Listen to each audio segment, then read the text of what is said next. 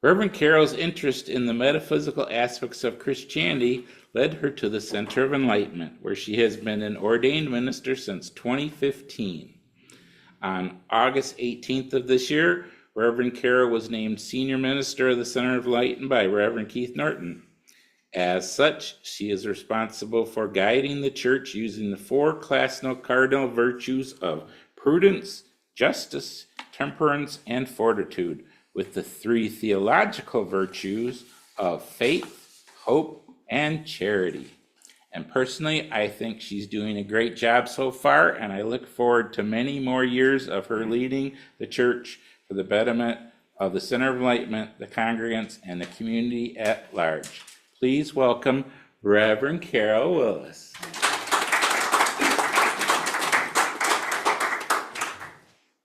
He left out that special virtue of patience.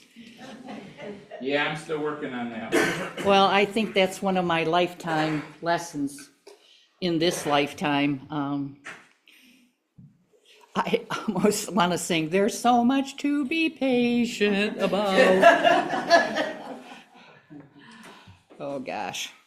My talk today is on the bounty of God. And this is just a perfect time of the year, not just because it's Thanksgiving, but because it's harvest time. And of course, at Thanksgiving dinner, usually most of us experience the real bounty of God. When I teach my class on the book titled Spiritual Economics, I always give definitions of physical economics versus spiritual economics. In physical economics, the supply is always finite. If demand exceeds supply, there's no more supply, which creates a shortage until additional supply is made available to the consumer. In spiritual economics, the supply is always infinite. Demand can never exceed supply because the supply never runs out. God is never lacking. It's always available to us all the time. This supply of spiritual energy is always present for us to manifest whatever we need to live a successful and abundant life. I have a fable that I would like to share with you this morning. This story begins with a very wealthy king whose kingdom was also very wealthy.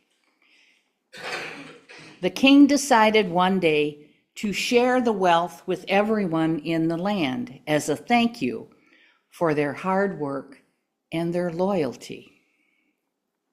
Invitations were distributed over all the kingdom, inviting everyone to the day-long festival, which included music and dancing, games, and a bountiful banquet of food and drink. The festival day finally arrived, and there was much excitement in the air. Many people showed up, and everything was going very well. The king was very pleased. However, when it came time for the banquet, the king noticed many empty seats at the table. He felt disappointed that not everyone came to the festival that was invited. The next day, the king sent pages to ask people why they had not attended the festival. The pages heard all kinds of reasons from the people, like, "I was busy working in the field. There was no transportation to get there. We had sickness in our family. Probably all the rich people were there. I wouldn't fit in. I didn't have the right clothes to wear." And you know, the list can go on and on and on. The pages returned to the king with their list of reasons from the people. Hearing the report made the king even more sad and disappointed. He wanted everyone to have the right to sit at the banquet table and enjoy the festival, but some people chose not to claim their seat.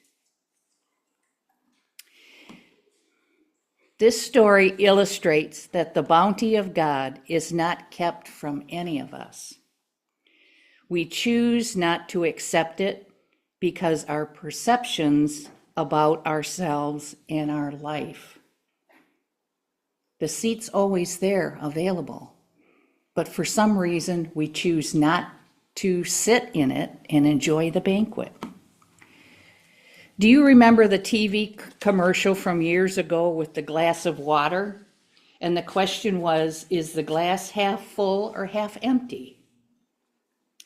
It's an exercise in choice and perception. There's no right or wrong answer. It's how you see it and what you believe it to be.